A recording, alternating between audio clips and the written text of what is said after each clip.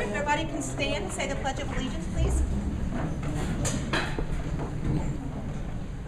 I pledge allegiance to the flag of the United States of America and to the republic for which it stands, one nation, under God, indivisible, with liberty and justice for all.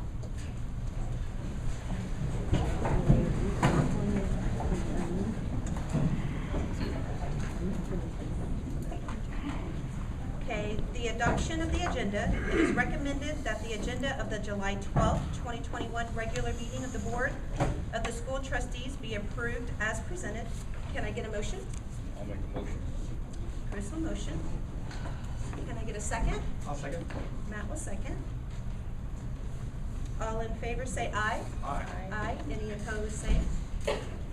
Motion carries 4-0. Approval of the minutes. It is recommended that the minutes of the June 14th, 2021 regular board meeting be approved as presented.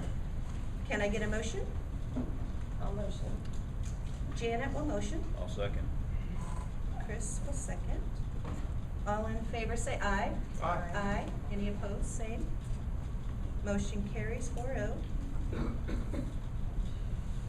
Statements from the public. The first one we have on the list is Eric Harpinall. Welcome. Can you please stand and Oh, sorry, right over here. right over there at the podium? Okay. No problem. Okay. Yeah. Right. Okay. First of all, thank you very much for letting us have some time this evening. What we'd like to talk about this evening is the CTE and our college-bound kids. So this evening we would like to advocate for all students. We ask the board to consider expanding or continuing to support the CTE program as well as the college-bound kids. In doing so, we would ask that the board look to replace the position vacated by Mr. David Taylor, which would previously be the ag teacher role, without reducing any other CTE or physical education classes for our students. Looking at the organization as a whole, as the workforce continues to decline, CTE and physical education programs become more and more important, complemented by our county's high revenue as a percentage of the state in ag generation. Those two combined generate a lot of opportunities for our kids. We ask that the board consider backfilling that role and further supporting the ag and CTE programs.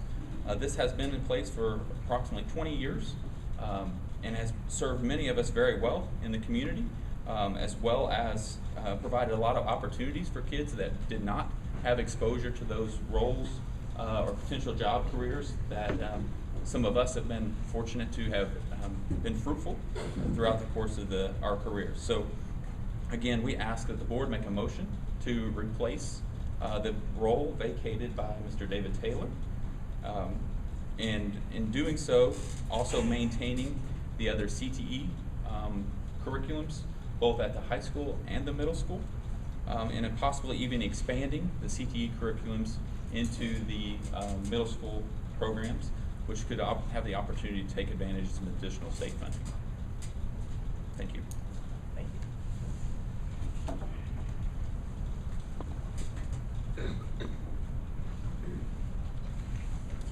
Thank you, Mr. Harpinall. Next, Valerie Vogel.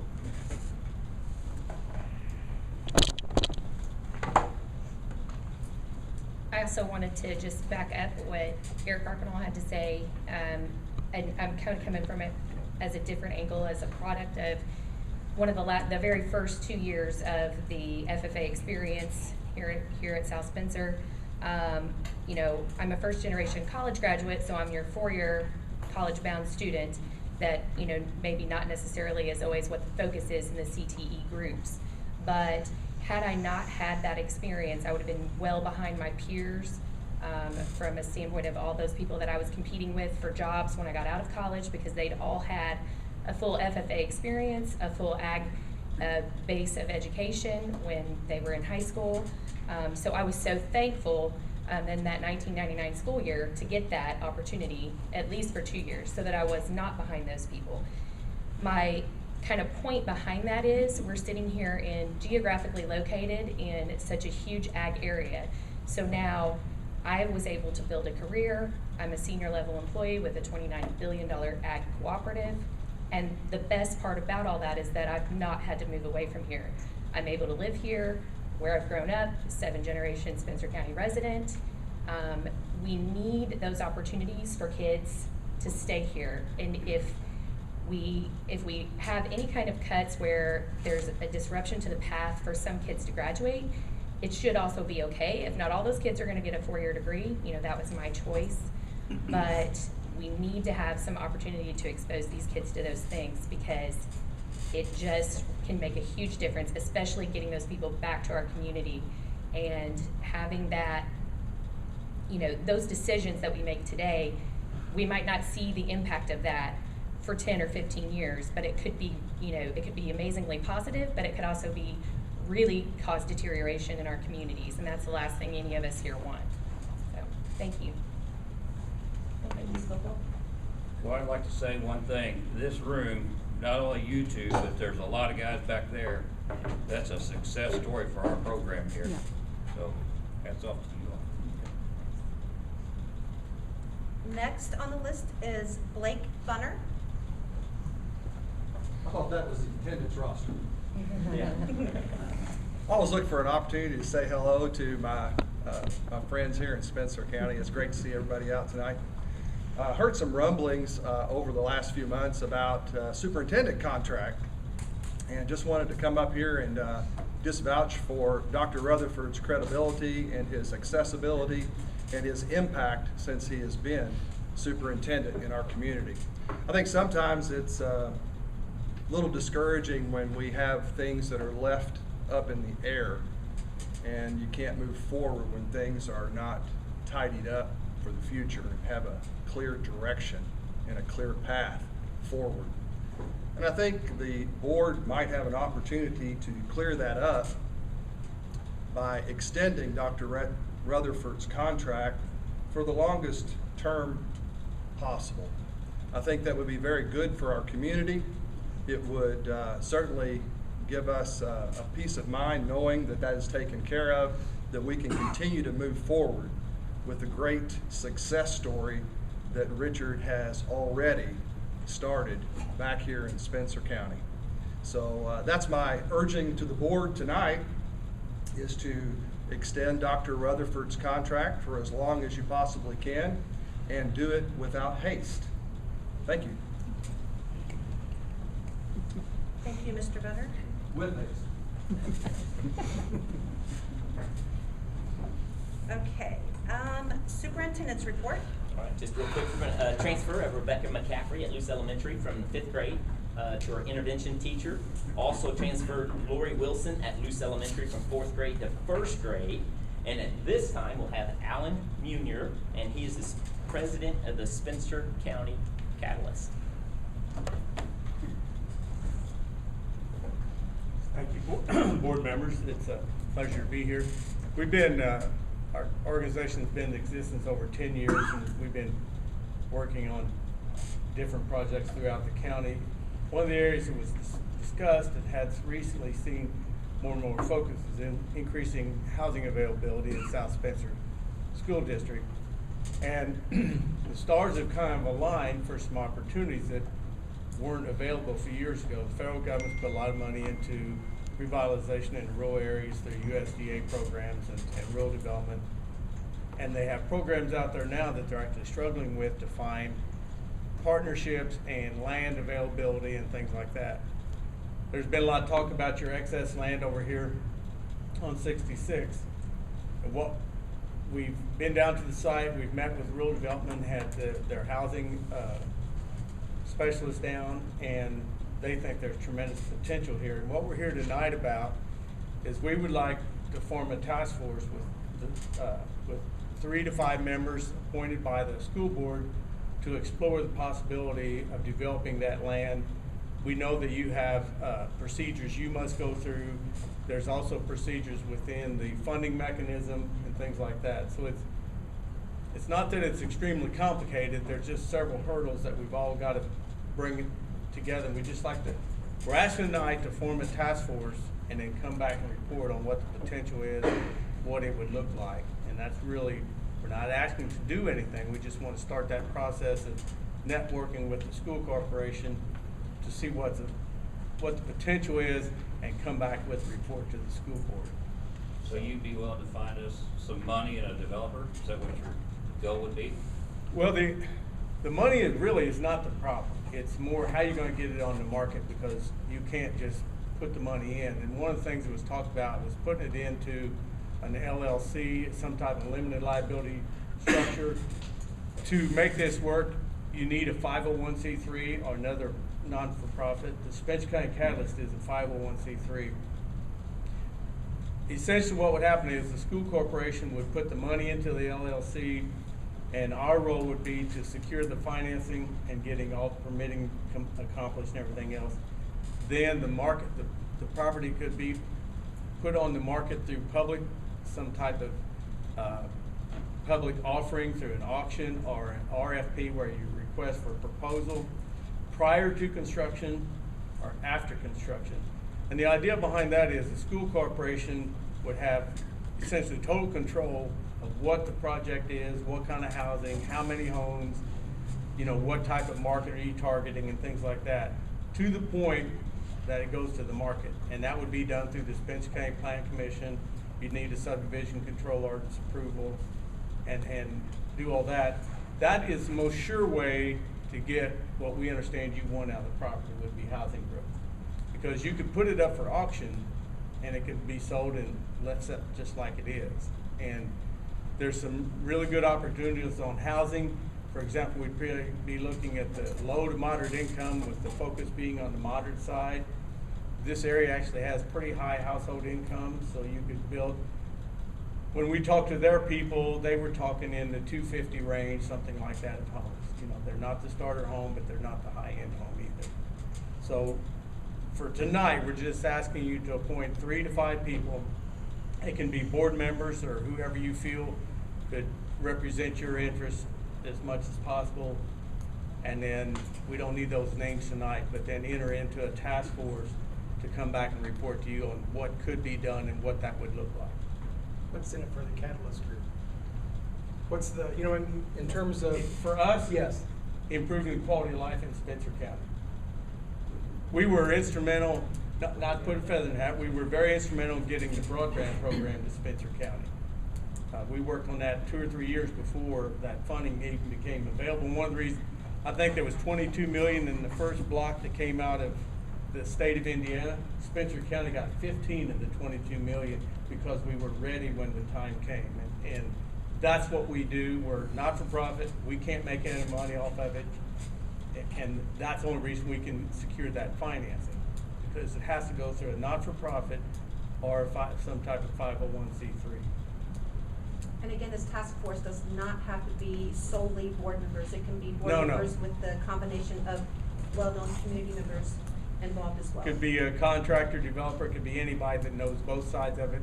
You're going to want to have some representation because of stipulations, because you're a public entity, and how you would transfer property, and the fair market part of it, because you're going to have it go back to fair market, open market somewhere along the line.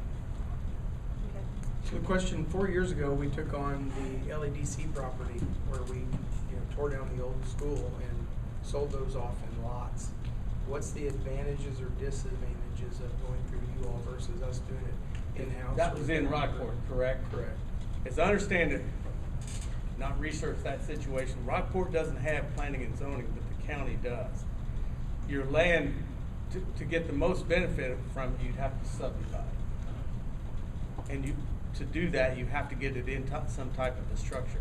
If you carve up a piece of land, like you carved it up, and that's essentially subdividing, but as I understand it, Rockport doesn't have that in their county government, so they could go in and parcel that out. You can't do that here. And for one thing is, you would end up with such narrow little bitty lots that nobody would be able to build on, because you have to have 100 feet of frontage right now, isn't it? And things like that. And it just wouldn't be, efficient use of the land. So you'd be using one developer, whoever that developer would be that, you know, either we or you or a combination or task force comes up with to develop it? Well, one thing you could do, you could put it out as an RFP once you had the subdivision approved, because you're gonna have to negotiate for sewer and water and NDOT access to the highway and things like that. But one of the options is, you could put it out for an RFP, say that there's 2 or 3 developers would like to take it from that point, because that has to be built to the plan approved. The county would approve the subdivision plan, and then that's what the developer would have to build to. You could do it then, or you could, by putting it out to bid. And that's why the process has got to be worked out so well, because it can't be, it's got to be public, because the school corporation is a public entity. And so it could go to market, it could be placed on the market at that point in time. If the proposals were not acceptable, then you could bid the contract, bid the work out. That's what the federal funding is set up to do, is deliver the final product, because they have to take it through that process. And then you could put it up and sell all the lots at once, a block of lots, or however, you know, whatever fit the market. Because there's been talk about putting it out in smaller blocks so that local contractors could bid it. But if you put it out for public, the big developers, say Jago Homes or somebody like that, could also come in and bid on it. Potentially, how many homes could we be looking at? We talked about, in that price range, if you took the 22 acres on this side, and we had talked, you may want to keep some buffer area between that and the development. So the acreage, but if you should be able to get it down to about a ½ acre lot. And we talked about maybe leaving the 5 acres that's left into something bigger, because it has its own entrance. It'd be a little more exclusive. That would not necessarily have to be in the subsidized area with the federal funding, or it could be more higher priced homes. And that, there again, that's the idea of the task force, is to explore all those options and report back. Has your group done this before? Successful? I mean, is there track Well, record? there's hardly anybody done with the school corporation. There's been plenty of developments and things like that. It's just a little unusual to do it as a school. And I think what has to happen is it would have to get outside your school corporation structure. And then Yeah, we've done subdivisions here in the county as far as doing it. We know the process. It's really like about anything else. To get your IDEM permit, for sewer, water, NDOT, you have to go through the drainage board, you have to get through the plan commission. There's just a series of permits you have to go through. But that is actually what you want, because then you can determine what's going to be there before you send the property to the public. To answer your question, we've discussed about 40 homes at one point. Yes, Yeah. to answer your question. 20 to 22 homes, something like that. No, be 40 homes. 40 homes. And then what about road construction and infrastructure? It has to be in the development, because the street development and all that is approved by the county. That is stipulated when they record the plat. It has to be built to those plat specifications. That's what Anybody in county government on this thing yet? Pardon? Is anybody in county government? Well, Spencer County Plan Commission, the subdivision controllers has been there 30, 40 years. Yeah, but I mean, have they been in on talks of this? No, yet? we wanted to talk to you guys first. We couldn't go and negotiate on your behalf. That's a little bit what we want to do, is get some 3 to 5 people to represent the school interest in this, and then start exploring what that looks like. So we would join your 3 or 4 people with a Yeah. couple of ours, and we'd all work together to move it forward. Okay. Now, to say that, Chris, there was with Jim Seiler as well, and then also Valerie Schmidt down there, she met with, which is from the LEDC. Yeah, Valerie's here. So you mentioned nonprofit, and I know how nonprofits work, and nonprofits don't do anything for free. What's the cost structure in terms Well, of when how? there's on the, you can't take profits out of the 501c3. It's just like, Right. it's a little bit like your school corporation's not for profit, but you have to pay your teachers. Right. There's an administrative fee that's budgeted into the construction loan and through FHA and rural development, whichever program you have there, because one of the stipulations is it has to be a public entity that is the sponsor of that financing. Right. They're entitled to charge administrative fee, they can't make profit. They have to provide a service to that. No. So what type of fee typically, you've done 2 of these for something outside of? Well, those were for profit. So how will we know what? That, Allen's, the one that Allen's have done has been his own personal business. Yeah, That was they were outside for of the profit. catalyst group. Well, I mean, if you were gonna guess a percentage or, what's the typical fee for Most something like this? grant fees are 5 to 7%. It depends when you sell it, what that percentage would be, because if you sold it prior to construction, there's much less administrative fee than there is. And that's another reason that the school board have representation there, because you're gonna see how the financing would be set up. But FHA, the federal government won't let that happen either. That's why they have this stipulation of the, that's like the cities, all you municipalities get these water and sewer loans through the federal government. There's administrative fees into those, and those are all public entities as well. This would be the same way.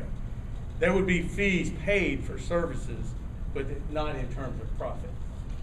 And so any money from that, the catalyst would just use to springboard for more projects, is that correct? Yes, it would be whatever profits would be in some type of share between the school corporation. It'd be same thing here.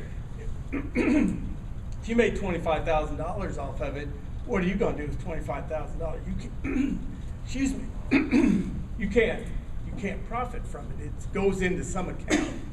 It would be the same way inside of a 501c3. Next question, you said access from 66. Mhm. Are we talking up somewhere near the medical center to access that? Or what There's are you one talking- there, and then there's one, Between,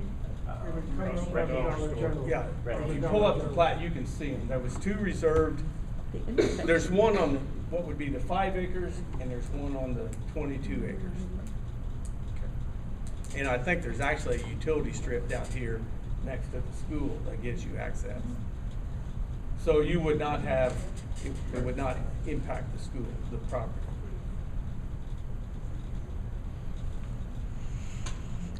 Can we move that to executive session after? We'll see if we can come up with enough to talk about that. sounds good. Okay, thank you very much. We'll be waiting to hear from Do you. you care to introduce your group? Yes, Before you guys I'll leave? just start here on the end. Yes. Gene Steinkamp, he's on one of our board members. Wayne Blake with PSC, Paul Temple, farmer in Northern, and Blake Bogus. And then Valerie Schmidt from LEDC is with us tonight, and then Bill Young is also on the board. Where are we getting our internet? I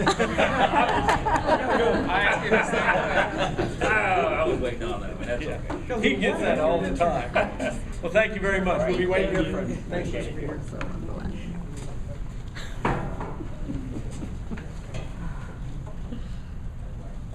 This time, Mr. John Hurley.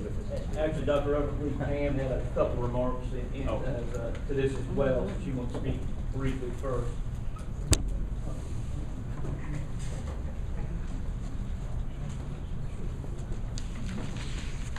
Hey everyone, I hope everyone's enjoying their summer. I see a lot of people here that are getting to enjoy that.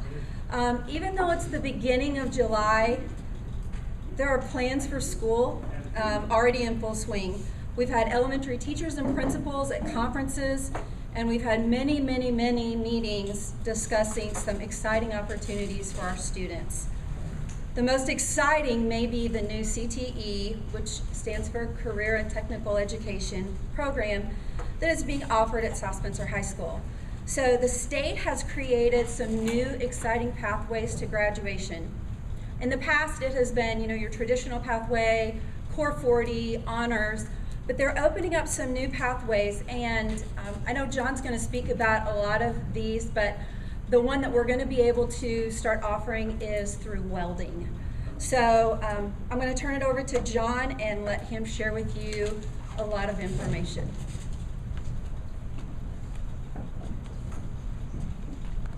Get that front wide, that's okay. I think it shows up a little bit better. You guys okay? You're doing John, will it hurt your feelings if we move to those ends? No, you're fine. Go ahead. So as Pam said, I'm John Hurley. I'm a career and technical educator here at South Spencer. I've been doing this going in my 12th year, I believe. Some of the one thing I want to emphasize here, this is kind of a very quick version. This is extremely complicated, and the people that say they are experts are usually wrong. So I want to make sure that gets through to you, that even the people that do this daily at the state level make mistakes on it or have to look this information up. The other part, a lot of this stuff, it's all that I'm going to show. It's just you have to find it is publicly available as far as what some of these courses are worth and what some of these pathways that I'll get to in a minute are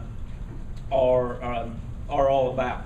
And again, some of this you're going to see numbers coming up. Some of that will be estimates as far as number of students that would potentially be taking those courses. And then I want to say this will reference mainly the technology courses and then the ag courses, because that's where a lot of the change is because of the retirement with Dave Taylor in the ag position.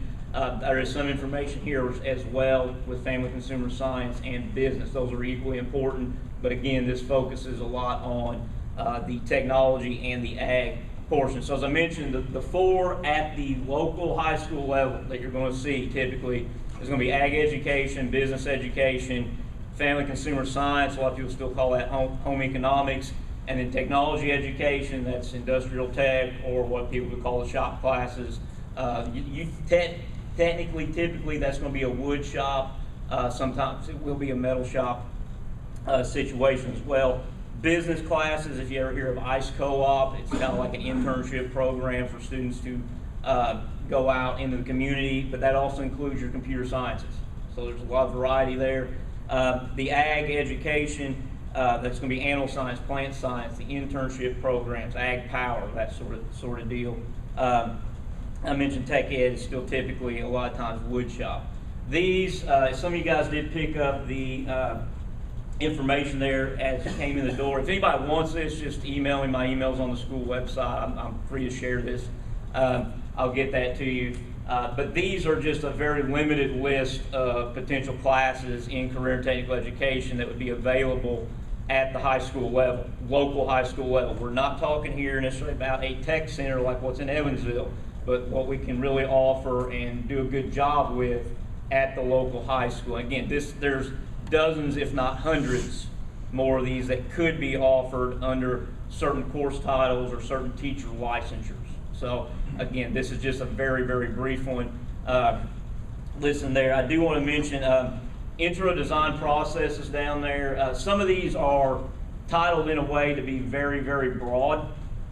And that's good in one way in that you can teach a lot of different areas under it, but it could be bad in others because it can be misleading. For instance, welding, you know you're going to be working with welding.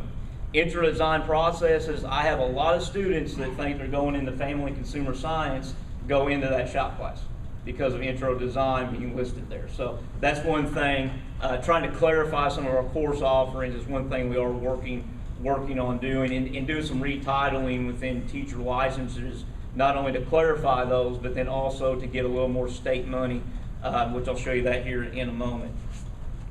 So, talk about what the state values, the state of Indiana Department of Workforce Development. One thing I want to emphasize here, career technical education is under workforce development now, and it's separate from the Department of Education. There's some links there, but the overall title is workforce development. So if you're ever seeing some report about that or something in the newspaper, or hear me talking about that or anybody else, it is with workforce development. These numbers, what does this mean? Somebody somewhere, I'll say that, and they've changed, decided that a certain course title is worth a certain amount of additional money for the school to bring in. Anybody that's been in these classes know that there's a consumable cost with them. So if you're here, it's lumber, it's metal, it can be fabric if you're in the family consumer science programs. It can be even paper in the business ones if you're doing projects there. But there are consumables there. And then also these classes, as some people mentioned earlier, contribute economically back into the community. So there's an intrinsic value to have more students in those courses and put good equipment there, make sure you retain teachers in those positions, make sure you have consistency in those programs. So that's why there's value there. Kind of the thing we can do here for, I'll give you one example where we can work with it. Intro to construction, at one point in time, that was it still is, a $300 level course. Very similar content to a class called Ag Structures. If you title Ag Structures, you can get $680 at that top level per student. Additional tuition support that's on top of the regular formulas that the state of Indiana, I hate to put it this way, but the state of Indiana values each student a certain way. So that's, again, additional money, and that's just from a title change and doing very similar content. Is that per student funding? That's per student funding, yes, additional. So again, you have the basic tuition support from the formula, and then depending on the course, that's going to be additional per student. I believe that is, and if somebody remembers, correct me if I'm wrong, I believe they take that once a year instead of twice a year though for the CTE. So that would be a difference potentially with the tuition support. And of course, we all know that changes year to year or session to session. Why does this matter? So if you're going to have, these are first off opportunities for students. We know that in any community having, let's emphasize agriculture, let's emphasize the technology education part that still has the shop portions. Those are good opportunities. Whether you're going to do that as a career or not, it's good to know. And the things I hear around all the time is, why don't kids have these opportunities? Why don't they know a certain skill? We've been fortunate for a while to still be able to maintain these, and that's not always something that we have in surrounding schools. So I want to make sure that this is maintained. The funding portion, you can get different updated equipment as necessary. If you have that funding there and that funding is being allocated towards the CTE program and not being spread out throughout the corporation, you can purchase that equipment as necessary. And I've mentioned the consumables already. It can get more in depth than that. Also, if you have that program and you've got these titled correctly and it's something teachers want to do and they see where this is going, they see where that's helping the students, that's going to invest in not only retention but the recruitment of staff. You're going to have people wanting to come and work in that school district because they see that. That's good for recruiting students. That's good for recruiting staff and teachers there. And in the long-term sustainability, if these are titled correctly, if you're able to adapt as best as possible when the state changes these titles, because that does tend to happen quite a bit and tends to change even the value. But for paying attention to it, this provides long-term sustainability for the entirety of the CTE program. And again, I'm emphasizing on the technology education component and agriculture, is because that's what we've been dealing with over the past 6-8 months here. So on this one, this is South Spencer school funding that's supposed to be for 2021 through 2023 school year. And in fact, I think it's not going to be easy to see no matter what. The total number there that you want to emphasize on is by 2023, it's about $8.5 million that would be coming in. And so if you had the handout, or again, if I send this to you under this double line, that's everything. What's interesting here is you do have this growth with no changes. So I talked about changing titles. If we left everything the same as last year, everything the same, we actually get about a $30,000 increase just for CTE. So it goes from about $200,000 to about $234,000. So a little more than $30,000 increase. Again, without doing those title changes, that actually get us more money, because this is based on what we had exactly last year. I want to emphasize that. And that also takes into account in this document, I believe it was 54 student declining enrollment in the corporation. So we're still getting additional funding for CTE, even with a decline in enrollment, if that occurs. So, which again, that's not said and done by any means. We get this rolling, get everything tied right, maybe we can recruit some more students in there. But I did want to emphasize that portion.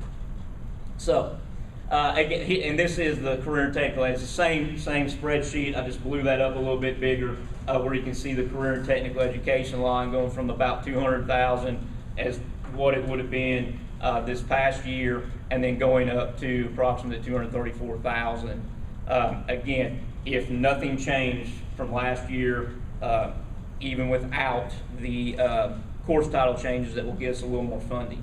Mr. Hurley? Yes. On that last slide, on each one of those years up there, it's talking about estimations. Yes. How are you saying that that's a for sure thing versus an estimate of, I mean, is that are we looking at? This is put together by this is put together by the Indiana House Republican Caucus, and this is the state budget bill. So they're looking at the projections that have been in place previously, looking at if, let's say enrollment, if there's been a pattern of enrollment decline or increase. So they're as accurate as politicians are going to get. I guess might need to be the thing that's be said. Yep. Is this kind of a nationwide program? This is state of Indiana only. Okay, does other states, are you doing stuff like this as well? They would have to have a budget for schools, depending on how they fund their schools. That would be the potential difference there. I would assume they would have to have some document because all the states, as far as I know, every state has some state funding going to schools. Indiana's one of the few that does it almost entirely from the state level. As far as the education fund, it pays for any classroom expenses though. So just to clarify that. Did that answer what you? I was wondering, this is just our state. Yes, this is just Indiana. And again, I'm sorry to backtrack, but this is South Spencer's on page 126 of that entire document that's linked. I know all the board members, Dr. Rutherford, Mr. Bush, I know you have that as well as far as that document. And you can compare where we are with other schools. And you can also compare even some of the other programs that are available in education, how they're being funded. So this was last year, or the 2020-2021 school year. This is going to be close. I'm not going to say this is exact. The numbers on my position, that was numbers I had total in classes at the end of the year. So where it says students there.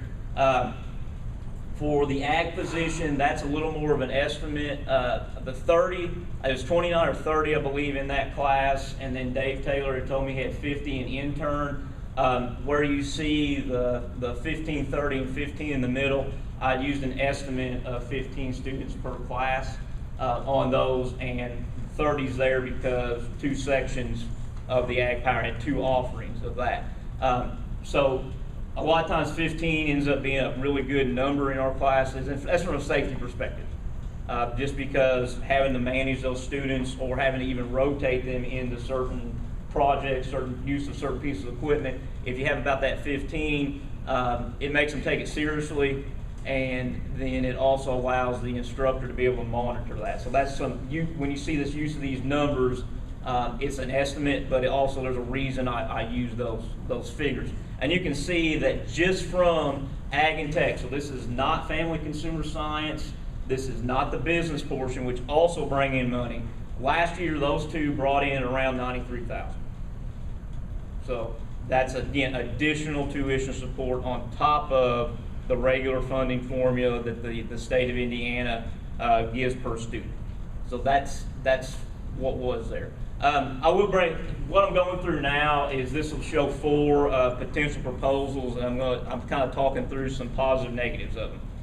And this was an original admin proposal that was kind of pieced together at a point in time. We'd had certain speculation on classes one way or the other, and really this is something, again, that had been kind of pieced together. And I finished this presentation at about 6 o'clock last night because things were still changing on certain issues. So I want to make sure that's there. But even with this one, this provides a slight increase in the funding. A lot of that becomes heavy on the ag position there, where I think it ends up with 5 different preps. I will say intern, there shows 7 there because students leave and go out in the community, or a lot of them are working what used to be our cadet teacher program. That's been integrated in there, so that's why it does show the 7 classes there. And that was actually a retitling. Intern itself, there wasn't funding. If you title as ag business and have an ag teacher teach that class or manage that class, then it brings in additional funding. So that was a good move. Yep. Where does the funding go? The general fund, or is there a separate fund allocated, or who monitors? That comes in with the monthly check that is the regular tuition support. It's tied in with that. So unless someone is actually keeping track of that, it doesn't necessarily go directly to the CTE. It can if it's being kept track of, but it would go into the actual, what used to be the general fund, the education fund now. Yep. Well, who keeps track of it? That would be, yeah, I guess that's coming in with the treasurers at central office. would be what I'm thinking. Again, I'm not putting that on anybody individually, I want to say that, but if somebody wants to keep track and do that, then we can actually allocate directly toward those. Yeah. But if you need equipment, would you be able to get it if it's not being monitored? I'd say there'd be a highly lower chance of getting it if it's not being separated out, because then you know what's bringing in certain areas. So, So just to clarify, yes. I mean, anytime they've ever come to us and asked for, funding, it's always there. I mean, we build it into the budget, it's there. Yes, it's not like they go without or anything like that. Even like with Yeser, we're adding welders, anything they want, we add as well. So, and I know the same thing goes like when we went through our renovation too. Yeah. Everything, sky's the limit. You tell us what we want. If we want to expand our CTE program, that is the ultimate goal, is to expand it. And just So, to but go ahead. add into that, I do know there was probably 6 proposals put in, so I know there does end up being some financial constraints. Sometime during the remodel, there's about 6 different ones we've gone through as far as what that would look like. So I want to mention that. And then I know from my end, the actual tech side,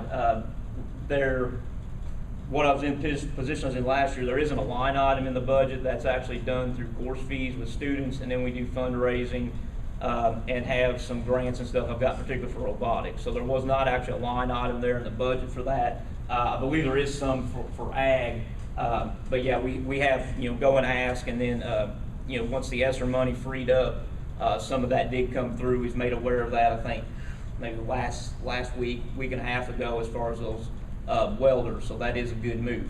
The other part with this, I did want to mention, this again does not rehire the ag position that we had that Dave Taylor's retiring. This essentially, it moves existing staff and rearranges existing staff.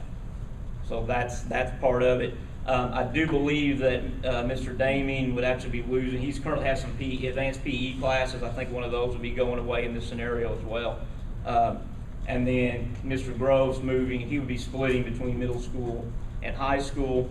And I think this has been resolved now, but in this scenario with the computers in design, I mentioned that briefly earlier, that's actually a business class, and there was a licensure issue there as far as whether that instructor could actually teach that class.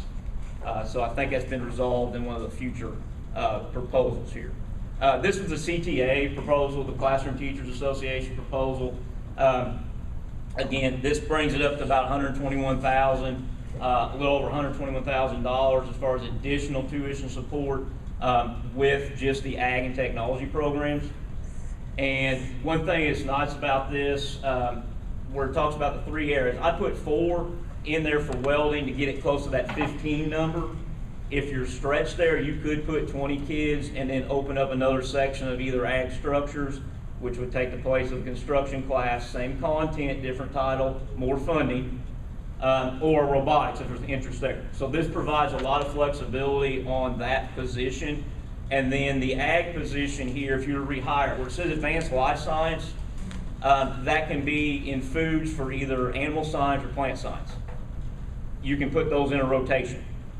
And so that also does something that has pathways. They mentioned graduation pathways, particularly for students that they're not going to be they're not looking to college. That's not what they're wanting to do necessarily, or they're not good test takers. I guarantee you, there's a lot of people that are not going to be doing very well in what used to be I-STEP, and I think SAT now is going to be one of the potential graduation methods. If you can put together these pathways while offering variety too, because we want variety of experiences for students. It's not just, hey, here's one track, go. That's okay for some, not for a lot of them.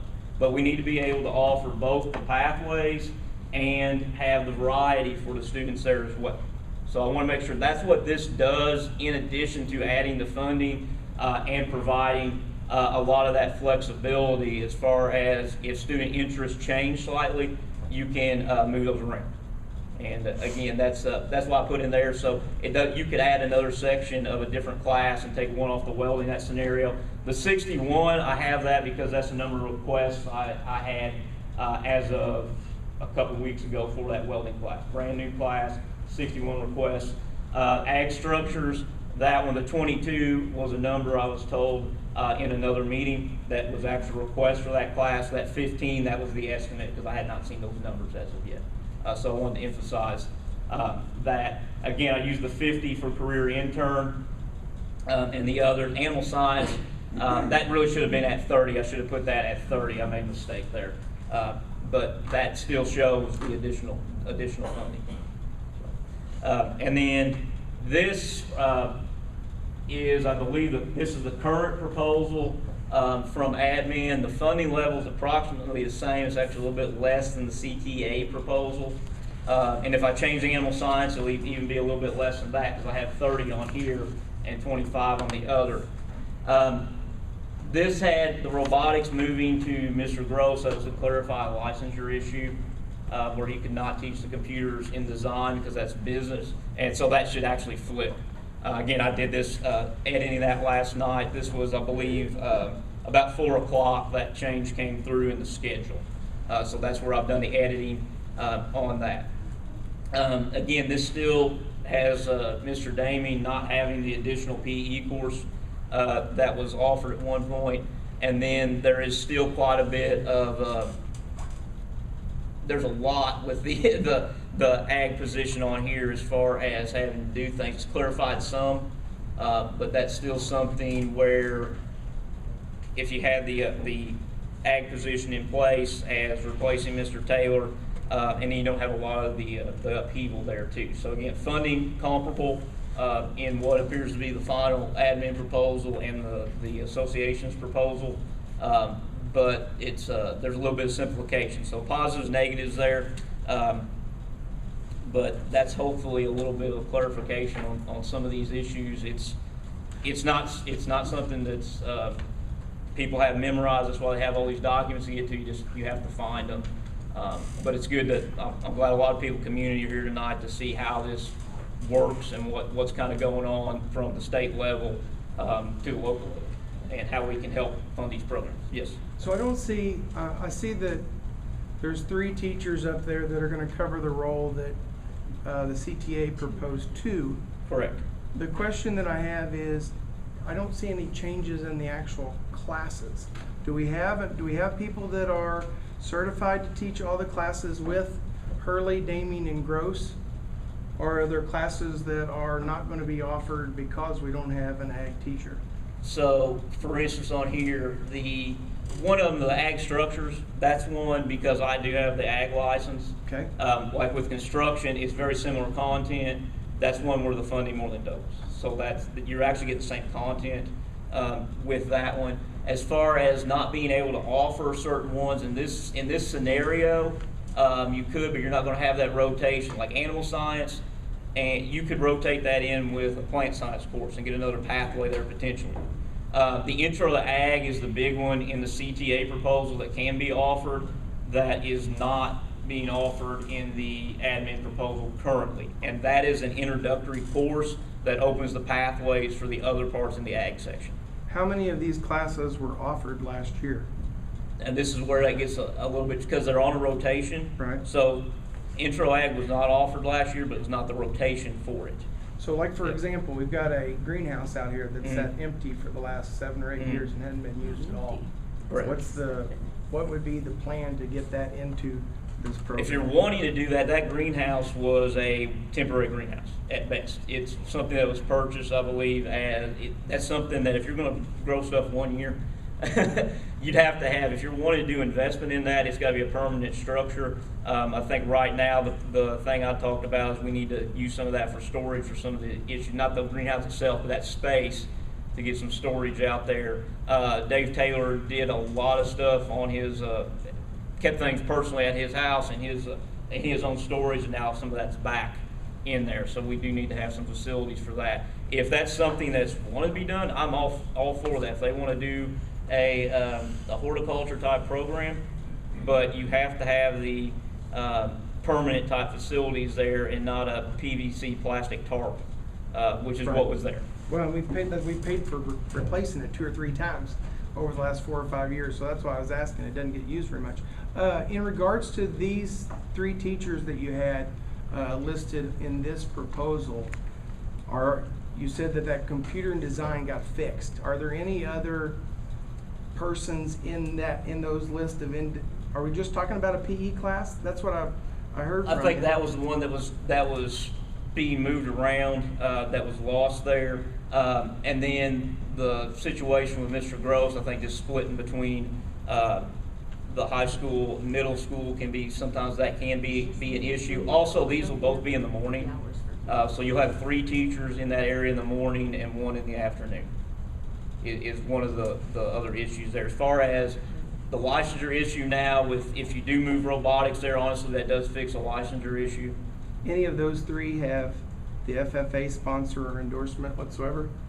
The FFA is not an endorsement. That Or you have to have an certificate? agriculture. Yeah. I have an agriculture license. So we have that covered either way that we go. that portion. Yes, you guys lucked out there. Okay. But yeah, that does happen. One thing I will mention with the FFA, one thing that had been brought up that would work well here is if you brought in somebody that had replaced Dave Taylor's position that was the primary person for FFA, because that entails a lot with state national conventions, with different types of competitions. That's something we're here if you have 2 that can work together, or even kind of split that position in a way, or have someone concentrate, like again, welding. That's something I enjoy doing, want to work with. That is one of the District 10 competitions for FFA, and so that's something too that can be done. Yep. My question is, if you take over the FFA, okay, on top of the agriculture part, and you got the robotics up there, the after school curriculum, or, they've been up there several times, harvesting, planting on the FFA block,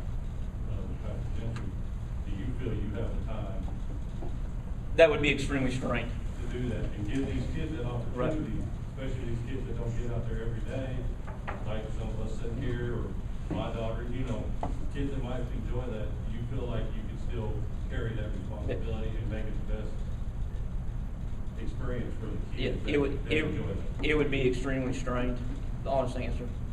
Now, somebody's already reached out to me, and that's gonna be your ag people, that's gonna be your farmers as well. They're chomping at the bits to be a part of our program again.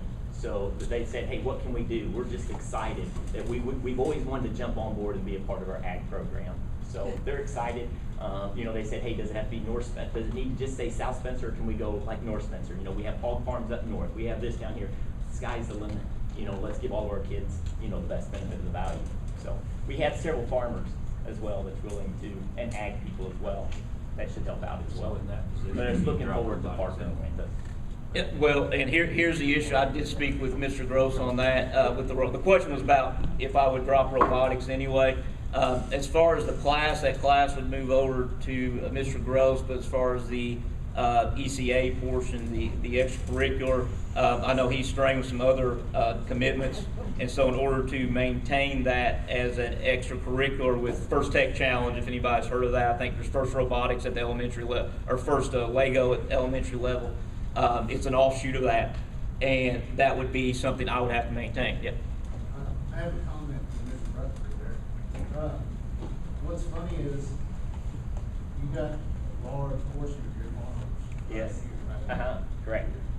None of us knew, we just found out through the 4-H fair that this was all going on. None of us knew the concept. Yes, we are here, we want to help. Correct. Awesome. But we had not been contacted, and we didn't even know that Dave was retiring. You didn't know the ag was retiring, or that Dave Taylor was We retiring? didn't know that Dave Taylor was Gotcha. retiring. So to say that we been contacted on this and that we're willing to help, yes, but we have not been contacted. Not all the farmers know. Like I said, they were just reached out. Somebody reached out for me. So, yeah, not all farmers, correct. But I do appreciate you saying you're willing to help as well. Yes. And that is the piece that we want to be able to do. If you didn't know you retired, we want to have somebody in place so we can communicate with the farmers and use Well, them. as of right now, there's been no communication because. With all this farmers, program right. is about ready to drop Correct. What's that? without us even knowing about it. Yeah. What was dropped? No, it's not. No, the program's never been dropped. I know, Yeah, but we're talking okay. about going to a part-time FFA sponsor. Oh. No. It's never been brought up. Yeah.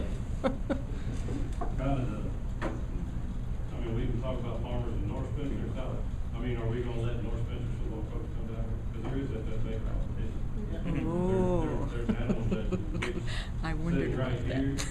There's 2 or 3 of us that are very, and I got an incoming freshman daughter who's very interested in it. Yes. So there is competition. The other thing is, again, a lot of your farmers are sitting here. When their crop needs to be planted, for FFA for them to get the best experience and to grow the best crop and to learn how to do this, what are we all doing 12, 14 hours a day? There needs to be a leader that can take those kids out there. And so, yes, we're all willing to help. We all are. But we also got livelihoods that feed our families. And it requires a ton of time. At the same time, that these kids need to be getting that experience in that field. So it can't be, you guys can say, we got a lot of farmers that's gonna help. But if Michael Boyd's in the bottom and I'm in Eureka and it's raining, the next day, you guarantee we're gonna go sun up to sun down. So there needs to be a teacher with these kids so they get that experience that they need. We're all willing to help. We're here. That's why we're here. But I'm kind of dancing around the issue and saying, hey, everybody wants to help. We're getting North Spencer involved, but there's a lot of things that SSA works for kids going into college, kids that don't go into college, and there's rumors out there that AEP, 8 years max right now. Now, whether that's true or not, we know how that goes up and down. These kids, Valerie touched on, these kids can come home, and there's nutrient ag with a technical center across the river. There's 4 ADMs within 20 miles of here. There's Bundy, there's Lindor, there's Bogue with seed opportunities and research opportunities. Superior Ag, Du Bois County has a ton of research, turkey houses, veterinary work, and they can all do it from sitting at home in Rockport raising their family. And I will say one thing, we were talking about some things that, yes, I've got the licensure for the ag part of it. I know obviously Mr. Damon's commitment with football, athletics overall, and then again, Mr. Groves has some other commitments after school. So in that position, that moves a lot of the ECA stuff, the extra component still stays in this proposal with that position, which again, I like doing that part, but as you said, being honest, and if we were going to give the full experience to those students, I would be extremely, extremely strained. Yeah. As a past ag teacher, I think the program to get as much education for kids as you can is fine. The thing you need to think about FFA is that it is to enhance a good ag program, is to make a good ag program better. You take things that you learn in the ag class and you can go to contests and compete. You get a chance for students to stand up in front of other people, make that first contact, all those things. To be a good FFA advisor, you have one job, and that's being an FFA advisor. You won't be able to be part-time football coach, part-time something else. If you want a good ag program, you need one person in charge of that program. He's going to need a whole lot of help to do a good program, but you need one person that's in charge of it, and it's not a club, it's a job. So I think that's the part we're missing right now, is that the FFA is a job, and the ag it helps the ag and makes it better. You got a chance to send students to leadership training in the summer. there's state conventions, national conventions, there's lots of leadership development that goes on with an FFA program that does not necessarily happen in that classroom. It happens outside of the classroom. So we need to consider keeping FFA as an integral part of this and not just well, we're going to add it on. It's part of it, it's an important part of it.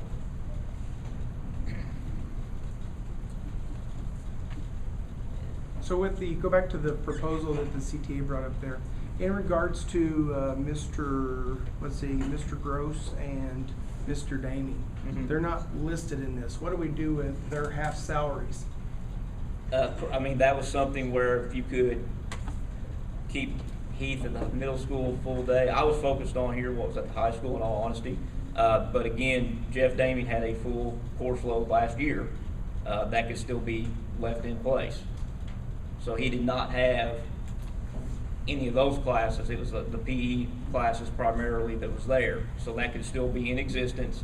And then as far as Heath's position, that'd be something where I know I don't want to put words in your mouth, but it means I know you've had the training with the alternative school part, or you could go to that. If we're talking about expanding it, investing in the CTE program into the middle school, that could be something even in all day if the scheduling can be done. I just want to make sure I throw it out there. I know it's not ideal sometimes, but there are definite methods for maintaining that place. And again, I believe his position went to half day middle school, half day high school because of the change with the athletic director situation, moving the high school athletic director to cover the middle school as well.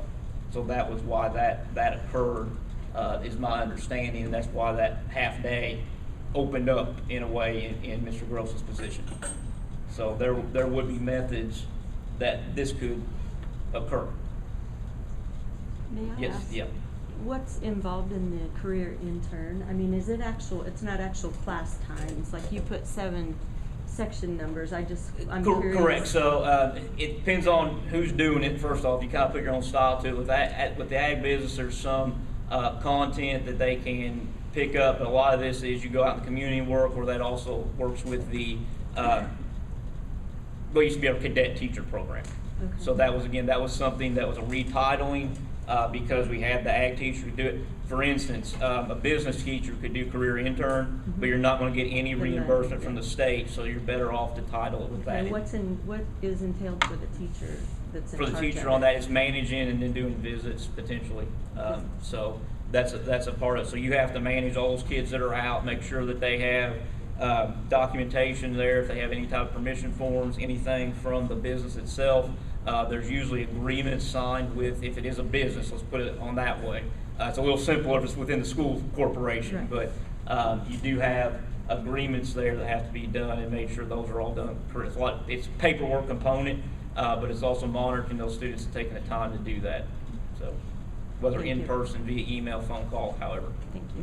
Which portion of the CTE currently, because I know like for the last 15 to 20 years we've been sending children to EVSC to take classes in there. What piece of that does this replace, and are there still the expenses of doing that with these additional changes? So one question, Tom, so you're saying what the tech center replaces that we don't have? Right. Okay, what they can go into a lot more in depth because they have facilities, the equipment, depending on what it is, or you could go do nursing over there as well. Right. But let's go offshoot here. One thing with the welding component, I think we would keep a lot more students here, at least for the introductory part of the course. So would there still be the expense of sending children to EVSC to that program, and how's that funded? I mean, if they're not going to be involved in this part of the program, if they want to do something else there, if they want to do, let's say. So it's like an a la carte, whoever stays here gets that money to this program, and whoever goes there, that money Yeah. goes to them? A lot of that, yes. And it's not quite that simple as my understanding, but that's the basis of it. Basis of it, and then you do have transportation, you have a bus Yeah. driver, so yeah, we actually, yes, great opportunities. So that's why, and that's what we've been talking to with Mr. Hurley and the other three, is developing a plan as we move forward. We're wanting to expand our CTE program, and not just expand it to the male section, but also expand it to the female side of it as well. You only have so many students. You have 380 kids, and you only have so many students that's going to take some of these classes. So our goal is try to expand it and make it more exciting. And some of the best, just to put that, some of the best welders I've seen have been female. So I do want to put that out there as well. Yep. So we've taken middle schoolers through that Mhm. very technical center up there. I can't remember, do they have an ag program there that our kids can go to? I'm not entirely sure if they have a specific ag program. They would have some to overlap. They have a lot more of the industrial side Well, of they it. have like horticulture Okay. and things like that, So I can't honestly say I know everything that's offered down there, but if they're offering horticulture, that would be something where we could get those kids back here by maintaining a traditional, when I say traditional ag program, that means the animal science, plant science, horticulture, potentially greenhouse, just mentioning that. But yeah, if they're offering that down there and we have kids going there for that, then if we have the traditional ag teacher in place, that would be something where we would be retaining those students in all likelihood. Did that answer? I think I got around to it. Yeah, well, because I just wanted to make sure our kids had that opportunity. Yeah. Like if they missed it here, Mhm. you know, could they get it there? Yes, yeah, sure. John, are you wanting to take welding 1 and develop the kids as they progress into like a welding 2? I mean, is that something that? Yeah, that can be, yes, that can be done. And in fact, the way the workforce development is going to do another retitling, they have a pilot program this year, and I believe they're doing it the following year, where they section up the welding even more. So you would have essentially like a safety course that was 9 weeks, a stick welding course, and a MIG, and So then, if yeah. your licensure is for the ag and we're doing the welding, and you start adding welding 2 to that, then we're taking away the ag classes. Correct. And then we don't have anybody able to teach those. Correct. If we're gonna further the welding, which is, you get a certificate for. And Well, you didn't talk about the one thing that you had said one other time about where our kids would possibly start. Okay, so mentioning that to clarify, something where if you're having a certification location, that is very detailed, and in fact, the location and the instructor have to be certified to certify, and that's something where I would essentially have to go back and retrain as a professional welder. One thing I've talked with the Boilermakers Local 374, they have a 4-tier program. Level 4 is somebody coming off the street. Level 1 is they can weld pipe, and there's in between. What they had discussed with me is that if they were to come in here and see what we're doing, and then even monitor some of the students, that could be a 4.5-week thing every 9 weeks, semester, whatever. Then they would be bumped from that level 4 person off the street to a level 2, which in the hiring pool is a big advantage. So, but they have a training facility just outside of Dale, Indiana. So, and they're always looking for welders. So sure, to answer your question as well, like Dave Taylor, he taught the welding last year, and he had it was under Ag Power 1 and then Ag Power 2. So it would But be he wasn't certified. He was not certifying, and Neither John will would be John. certifying. John will be certifying. John. That's what I said. I can't do. I've said that I can't do that. We could work with the Boilermakers possibly that they could be worked into their program. It's not something where they get a piece of paper from me or the Boilermakers and they go get hired on as a welder over at Dawson's. That would be very different. They want people in their track as far as that, and that's kind of what we can work with unless I go back and actually train as a professional welder for multiple times and have a second career. So, you know, yeah. So would those kids be able to do your intro to welding and then do intern, ag business intern with those Boilermakers? That's a possibility, yes. I hadn't discussed that directly, but that's a very good point. Because that would get those kids in that facility like interns did. There's a lot of businesses that do that locally. And I think, Those kids trained, correct? yes, and You would have to be able to teach that ag business, you would have to take that class up, correct? yeah, the intern part, yes. So, one last question and I'll shut up. In regards to these classes, what changed in order for them to be in front of us now versus 4, 5, 6, 7 years ago in terms of classes like this that we've been wanting? So what do you mean be in front of us? Just Well, I mean, we're here talking about the CTE things and the dollar figures that have changed, but there's been other classes that, you know, we've talked about. Is there any type of strategic plan that you guys have put together and brought to the corporation to give us what your guys' proposed direction is 1, 2, 3, 5 years down the road? As far as what changed, one, Dave Taylor retiring. I think that's what instigated a lot of this whole thing, is taking that as an opportunity to, hopefully in a positive way, be able to move over and do some of the welding component. Because again, you've got 61 requests there. Right. Students want it. All right. So as far as part of this plan that keeps getting brought up, one, I have no problem with doing that. We've had a CTE meeting, committee meeting, again, last week to have that established. Also, looking at these classes, you can see that's part of what that plan would look like in the CTA. This is sustainable. That's something that's there. You know, one thing I worry about is on the other one's potential burnout on the admin proposal. I just want to make sure I voice that since that was brought there. But also, you know, we consider and talk about the pathways that come in there. You want to offer variety and pathways where you can get those kids to graduation, because with it's going to the SAT, we got a lot of kids that struggle with taking a test. And that's going to be something we have to be able to continue that variety while also having the pathways, and you can do it in that ag component if you have the intro ag class, and then let's say rotate animal science, plant science, if you want to do that. So that's something, if we need to put on paper what this class is, so be it. But that's, again, part of it's there if you're looking at long-term planning. I do want to say, I mean, we have in meetings talked about that we've been in, you know, what are some other pathways to graduation that would be meaningful for our community. So as far as have we talked about long-range plan, it was discussed. Mr. Sherman had some great ideas. John has had some great ideas. I know they've worked together. So it is an exciting time for CTE. And what has also precipitated this, as John said, I want to be clear, is the state. Because the state has opened up pathways to graduation through these, through welding, through horticulture, through auto mechanics. You know, the state has opened these up that weren't there before.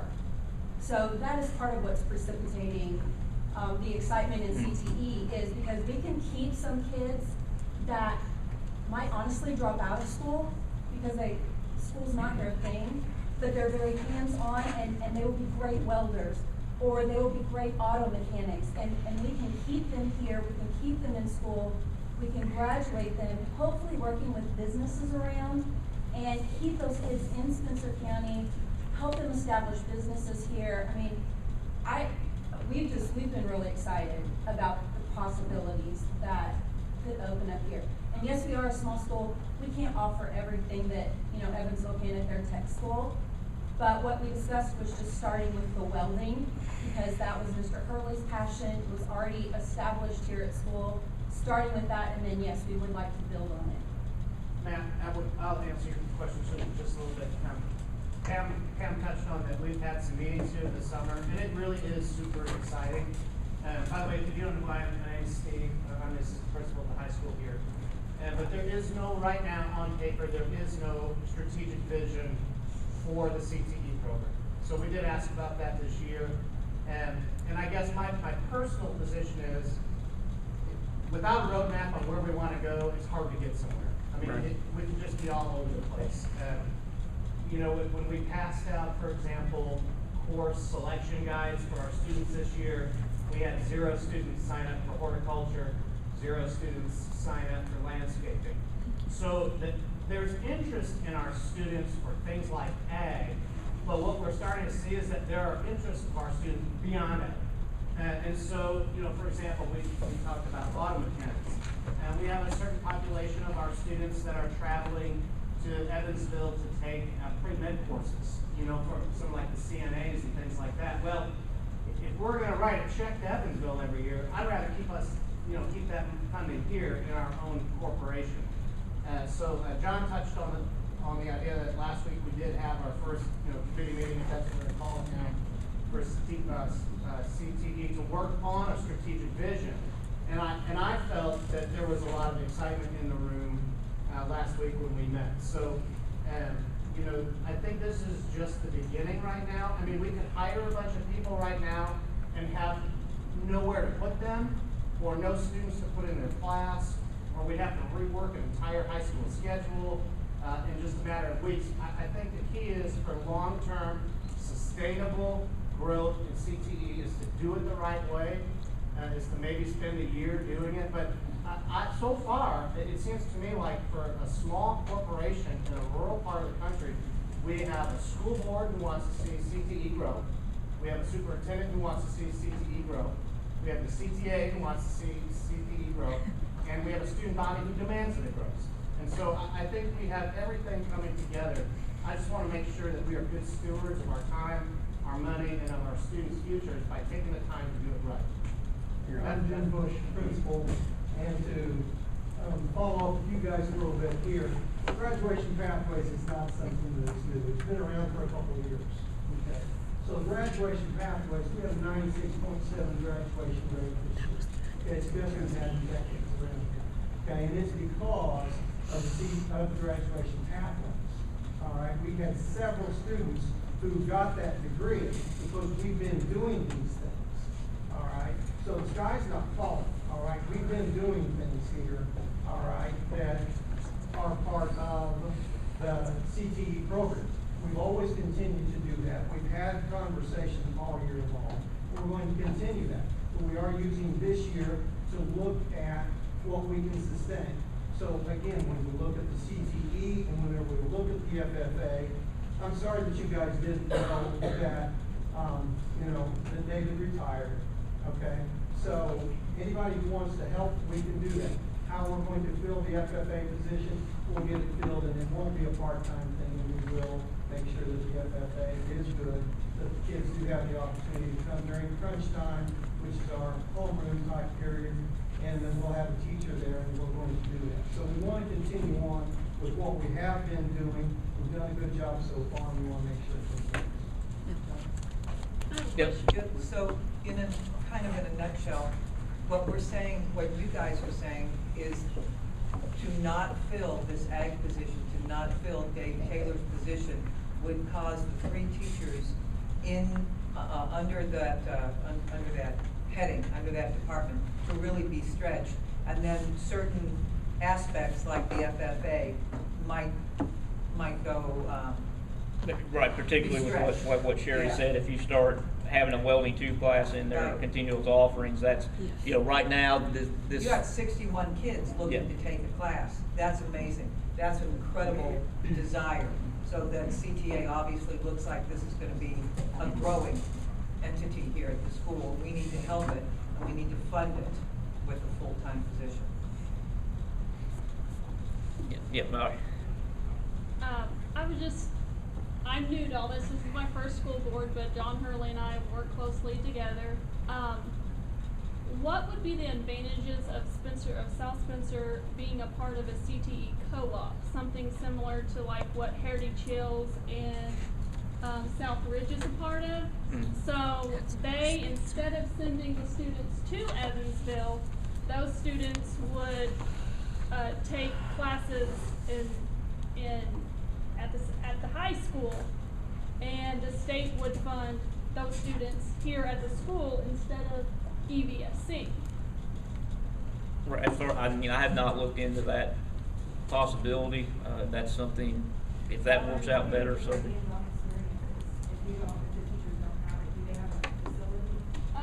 So, like, take for example, North Spencer, their auto mechanics, it is like going into a shop in there. They've got 4 car lifts because they're a part of this CT.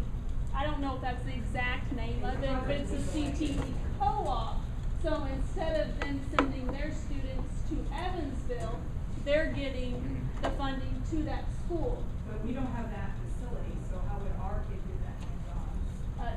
So it's basically like grant opportunities. So the co-ops each get a certain percentage per student that is interested in CTE classes, and then instead of the state sending that money to EVSC, it would go towards this co-op, and it would keep those programs here, and it would pay for like a building and new welders and car lifts and construction So that's shop. on top of what the state is sending, I think it's in replace of, so it's instead of South Spencer cutting that check to EBSC, it would be staying here. Yeah, I get that, but where's that money coming, like, is it It's coming, replacing the $600? I'm not for sure about that, I'm not for sure about that. Because that's kind of what is happening. I mean, we're not part of that co-op, but it sounds like they're sending those schools money for having kids enrolled in those classes, which is what we have to do, right? I just don't know how we can get a handle on experience. That's all I'm. I can't remember the gentleman's name that we met with in Du Bois County, but the co-op gets the funds, and then the school, I think the So school. I'm aware there's regional ones Yes. throughout the state, and like what's odd, North Spencer's in a different region than what we are. And so that might have something to do, I know that much about it. We're in the one, I believe, that is with Evansville. Yeah. So, Because a lot of the people in Du Bois County go to Pike County, they Yeah. don't I mean, North Spencer was able to do that. So you know what I'm talking about. I know all about what you're talking about, They want to but pay every only school can, yeah. to North Orange County kids. When you see them, you go into these classrooms and you're like, you're blown away. And I'm lucky enough to be able to get out and go to these different schools. I don't know exactly how it works. Some businesses help support those. They Right. provide a lot of the equipment for the manufacturing classes especially. And I don't know if that's a possibility. I don't want to put that on your plate. I can make that connection for you, John. Please. But if we were a part of that CTE co-op, then that could open up. yeah. Okay. With that, I know, thanks for everybody paying attention. If you guys have questions of me, or again, if you'd like a presentation, you can contact me through the school email, or if there's anything else. If I don't know, I'll be honest with you and see if we can get that information. So, and yeah, Valerie, I would like that connection personally, I think so. Thank you guys for the time, and I'll get this one off here. I'd like to make a statement. Any of the local farmers that are here that was wanting to support the FFA program, if you would please send your name, your contact information to Mr. Rutherford and to Mr. Bush, Mr. Schroman. I would like to see the list of names that would like to participate, help support the program. Thank you, Mr. Hurley. Appreciate it. Very much so. Just real quick, board, I just wanted to kind of touch base with you on our strategic plan, COVID-19. Okay, because of that, we received over $2.4 million. So, I mean, if you don't care, just to switch that over, I don't want to take that long. Additional staff that will be added for the 2021-22 school year. Luce Elementary, reading specialist, industrial, and an instructional assistant.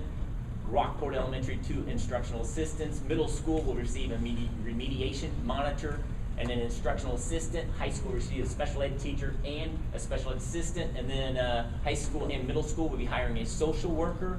And then we'll be also adding a kindergarten teacher at Rockport Elementary. Some of the additional purchases, I'm not going to just read those to you, board. Those are some of the things that we were able to do with the ESSER II money as well. And you will notice on there at the very bottom what we were just talking about was the welders. You have 6 and 6, so there'll be another 12 welders that we added as well. There's been a lot of talk about class sizes. And there's been talk over the last couple of months about attrition. And it's terrible for class sizes. So, you know, there's attrition, and all that means is you know, when you go down staff when they retire, that's what you do. The opposite of attrition is what we experienced several years ago. That's called no raises, that's called rifts, that's called things like that. So I just wanted to show you some of the class sizes for this upcoming year. And that's Luce Elementary. You know, that's your KG, so if you have some kindergarten kids out there, if you want small class sizes, this is where you want to go, for sure. So, and then like I said, the average class size is 18, or 15.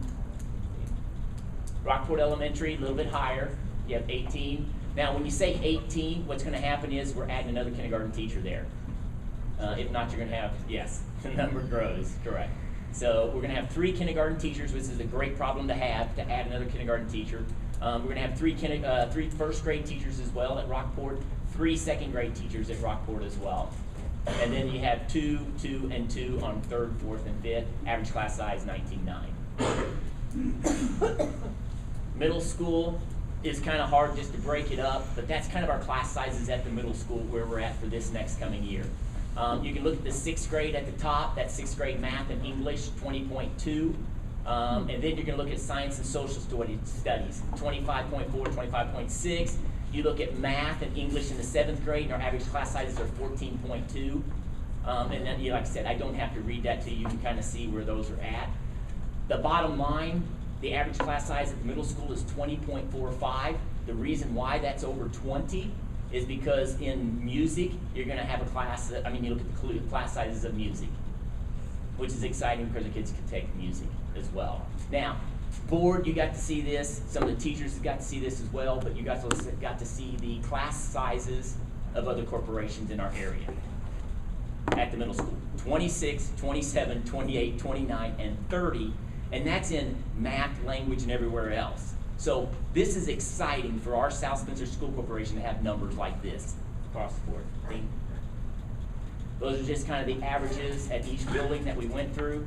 15 loose, 19.9, 20.4, and 18.8. So I just want to kind of give you guys an update on what we're looking at going into next school year. Which, I'll say at that time, our first day of school will be August the 4th. In your board packets was a back to school plan, and I just wanted to kind of give you kind of a highlights of the back to school plan because the big topic would be mask, and at this time mask will be optional for all of our staff and students as well. Now, the other part of that is on the bus. They will also be optional riding the bus as well. So that's kind of the highlights of that. We will also be eating breakfast and lunch in the cafeterias. We're still going to try to maintain social distancing of 3 feet. And then also, just as a highlight too, as a bonus too, breakfast and lunch will be free as well, again, for this year. And that's my superintendent report. We're good. Okay, we're at the consent items. Approve the payroll claim dockets and the account payable claims numbered 4373 and 4472. Approve the treasurer's financial report. Approve the monthly transfer from the education fund to the operations fund per board resolution. Accept the resignation of the following. Approve to post the position and grant permission to hire. Catherine Deward, South Spencer High School archery sponsor, effective June 3rd, 2021. Alexis Quinn, Rockport Elementary pre-K teacher, effective June 17th, 2021. Alicia Hoff, Luce Elementary first grade teacher, effective June 21st, 2021. Scott Dugas, South Spencer High School 10-month custodian, effective June 28th, 2021. Scott Dugas, bus driver, effective June 30th, 2021. Christy Lantrip, South Spencer Middle School cook, effective June 29th, 2021. Aaron Yoakum, South Spencer High School cheer coach assistant, effective July 1, 2021. Heath Gross, South Spencer Middle School activities director, effective 2021-2022 school year. May I get a motion? I'll motion. Janet will motion. Can I get a second? I'll second. Chris will second. All in favor say aye. Aye. Aye. Any opposed, same. Motion carries 4-0. Administrative recommendations. Upon the recommendation of the superintendent, approve the employment of Megan Scaparo, Rockport Elementary Special Education Assistant, starting August 3rd, 2021. May I get a motion? I'll motion. Janet will motion. Can I get a second? I'll second. Matt will second. All in favor say aye. Aye. Aye. Any opposed, same.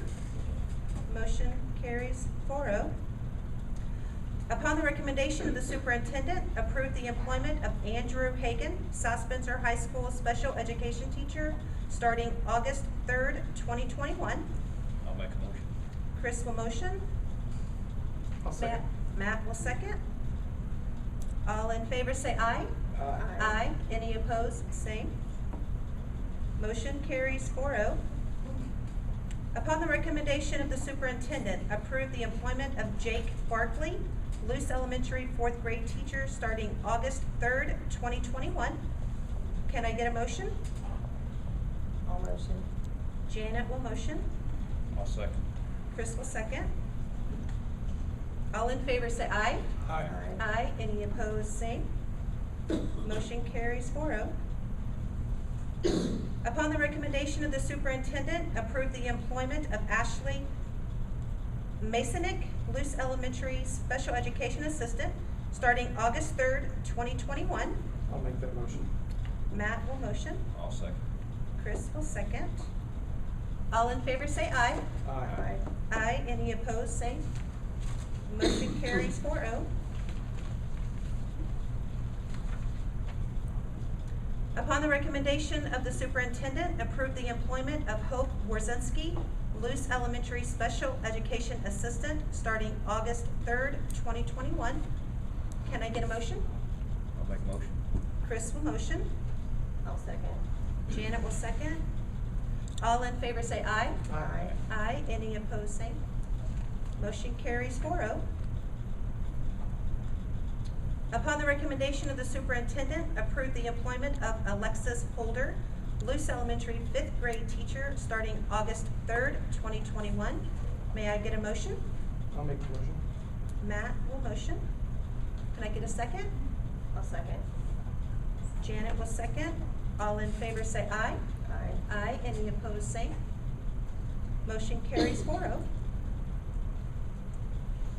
Upon the recommendation of the superintendent, approve the employment of Kim Nelson, St. Bernard Title I teacher, starting with the 2021-2022 school year. May I get a motion? I'll make a motion.